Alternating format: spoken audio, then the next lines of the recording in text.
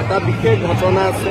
প্ৰথম দিনা যেতিয়া মই হাতীৰ পিঠিত উঠিছোঁ তেতিয়া ৰছী দি গৰু গাড়ীখন বান্ধি দিছিলে। হাতীটো যেতিয়া চলিলে তেতিয়া গৰু গাড়ীখনে ৰছী আছিল কাৰণে গৰু গাড়ীখনে আহি হাতীটোৰ ভৰিত খুন্দা মাৰি দিলে আৰু হাতী বিকুটৰ পগলাৰ দৰে ইফাল সিফাল একদম দৌৰিব আৰম্ভ কৰিলে। সেই মুহূৰ্তত মই সৰু আছিলোঁ, হাতীৰ পৰা পৰি যাব লাগিছিল, কিন্তু যেনে তেনে মই হাতীটো ধৰি থাকিলোঁ আৰু এসময়ত মাউতে হাতীটোক কণ্ট্ৰল কৰিলে। তাৰপিছত আমাৰ ইয়াৰ স্থানীয় লোক আৰু নিবৰুৱা সকলোৱে সিদ্ধান্ত ল'লে যে ৰছীৰ লগত গৰু গাড়ীটো আমি নলগাওঁ, বাঁহ এডাল লগত গাঁঠি দিম, তেতিয়া গৰু গাড়ীখন আগুৱাই নাহিব। গতিকে এক প্ৰকাৰ ক'ব গ'লে হাতীৰ লগত মোৰ সেইটো বহুত ডাঙৰ অভিজ্ঞতা। আৰু যেতিয়া মই ক্লাছ 6ত পঢ়িছিলোঁ, যেতিয়া হাতী একদম চিঞৰ বাখৰ কৰি চাৰিওফালে ঘূৰিছে, মাউতেও কণ্ট্ৰল কৰিব বহুত দেৰি পৰা নাই। এটলিষ্ট 15 মিনিট সময় মই হাতীৰ ওপৰত আছোঁ আৰু হাতীয়ে গোটেই হুলস্থুল কৰি ঘূৰি ফুৰিছিলে। আজি মনত পৰি গ'ল। মই ইয়াতে প্ৰায় 30 দিন আছিলোঁ। গীতটোৰ শ্বুটিং প্ৰায় 7 দিন লাগিছিল। তেতিয়া চিনেমা একদম লগে লগে নহৈছিল। আজি মাত্ৰ এটা শ্বট, কালি এটা শ্বট খুব শ্ল' মোশ্যনত হৈছিলে। ইয়াতে বাকীসকল আছিলে নগাঁও, মই কিন্তু কামপুৰতে। মইনা আছিলে, মোৰ ডাঙৰ মইনাটো প্ৰাঞ্জল শইকীয়াই কৰিছিলে, সৰু মইনাটো গোটেইখিনি আমাৰ চিনেমাখনটো ওলাইয়ে থাকে। গতিকে মেইন আচল যিটো গোটেই চিনেমাখনৰ আটাইতকৈ যিটো হিট গান আছিলে সেইটো সময়ত 1, 2, 3 তেতিয়া একো উপায় নাছিল। বিশেষকৈ হাতীৰ ওপৰত শ্বুট কৰাটো বহুত ডাঙৰ কথা আছিল, কাৰণ আজিতো মই আহোঁতে মাউতে হাতী চলাইছে, তেতিয়াতো মাউতে চলোৱা নাই।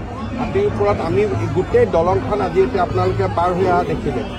মাউতৰ পিছত মই আহিছোঁ, তেতিয়া কিন্তু মাউত নাছিলে। মাউত নোহোৱাকৈ মই যাবলগীয়া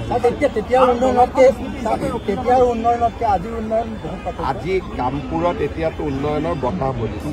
আজি অসমমালা ৰাস্তা, ৰেলৰ অভাৰব্ৰিজ, এইখন দলং, মই ভাবোঁ যে কামপুৰৰ পৰিৱেশটো অকস্মাতে বহুত ডাঙৰ কৰি পৰিৱৰ্তন। বহুত কথাটো হ'ল যে মই প্ৰথমবাৰ যিটো মোৰ প্ৰথম দিনাখনেই মোৰ অভিজ্ঞতা হ'ল, তাৰপিছত যেতিয়া হাতীৰ ওপৰত উঠোঁ বহুত ভয় লাগে। সেইকাৰণে ডাইৰেক্টৰে অন্ততঃ 4-5 দিন মোক শ্বুটিং কৰিব দিয়া নাছিল, যাতে মোৰ ভয়টো নোহোৱা হয়, কাৰণ সেইটো বহুত ডাঙৰ ঘটনা আছিলে। এতিয়া আপুনি চিন্তা কৰক, হাতীটো যদি হঠাতে পগলাৰ দৰে হুলস্থুল লগাই দিয়ে, যেতিয়া গৰু গাড়ীখনে খুন্দা মাৰি দিলে হাতীটোক ভৰিটো, হাতীয়ে ছাডেনলি ভাবিলে মোক ক'ৰ পৰা কোনে খুন্দা মাৰিলে, একেবাৰে জঁপিয়াব আৰম্ভ কৰিলে। মাউতো ওচৰত নাই, কেমেৰাৰ কাৰণে মাউতটোৰ ওচৰত থাকিব পৰা নাই। গতিকে এটা বহুত ডাঙৰ পৰিৱেশ হৈছিল সিদিনাখন। কিন্তু যি নহওক, তাৰ পিছতো খুব ভাল শ্বুটিং হ'ল আৰু সেইটো গানটোৱে আজিও এটা হিট গান হৈয়ে আছে অসমত।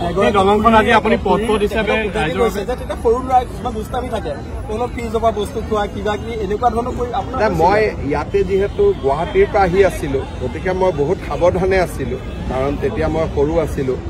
কিন্তু আমি বহুত ল'ৰা ছোৱালী একেলগে শ্বুটিং কৰিছিলোঁ। মোৰতো কাকো এতিয়া মনত নাই, কিন্তু আপোনালোকে চিনেমাখন চালে দেখা পাব যে গৰু গাড়ীত কমচে কম 25টা ল'ৰা ছোৱালী উঠি আছিল।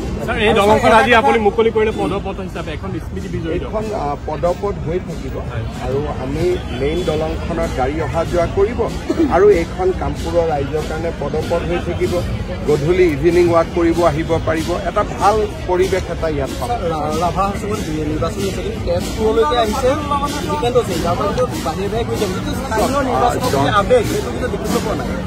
মই নগ'লেও, যোৱাকালি মই নগ'লেও বিজেপি দল জিকিব।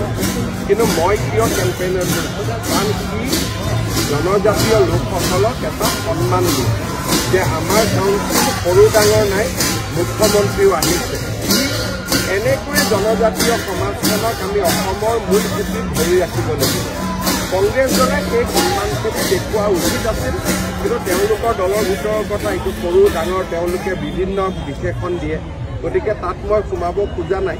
কিন্তু জনজাতীয় সমাজখনক এনেকৈ আমি যোৱা 10টা বছৰ অসমৰ মুখ্য ধাৰাৰ লগত সংযোজিত কৰিছোঁ। বড়োলেণ্ড হওক, ৰাভা আছং হওক, আমাৰ তিৱা হওক গোটেইবিলাক জনজাতীয় লোকক আজি বিজেপি দলে কৰা এই প্ৰচেষ্টাৰ বাবে আজি তেওঁলোক অসমৰ জনজীৱনৰ মূল খুঁটিৰ লগত থিয় হৈ আছে আৰু শক্তিশালীভাৱে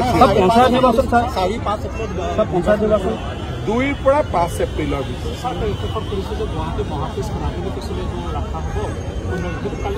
মই যিমানটো জানো এই গোটেইকেইটাই আৰ্কিঅলজিকেল সম্পত্তি নহয় আৰু ব্ৰহ্মপুত্ৰ নৈসৰ্গিক দৃশ্য মানুহ কিমান আহে আজিকালি পাৰ্কখন চাবৰ কাৰণে গতিকে কৰবাত ব্ৰিটিছৰ যিবিলাক সম্পদ আছিল তাৰ লোভ আমি কৰবাত এৰিব লাগিব কাৰণ ব্ৰিটিছটো পৰাধীনতাৰ এটা প্ৰতীক হয় মোদী ডাঙৰীয়ায়ো বদলাই আছে গতিকে পৰাধীন বা ব্ৰিটিছে নিৰ্মাণ কৰা সম্পত্তিবিলাকত আমি বহুত চকু দিব নালাগে ৰংঘৰ কাৰেংঘৰ এইবোৰ অসমৰ সম্পত্তি বাকী ডিচিৰ বাংলো DFOৰ বাংলো এইবিলাক হ'ল গোলামীৰ প্ৰতীক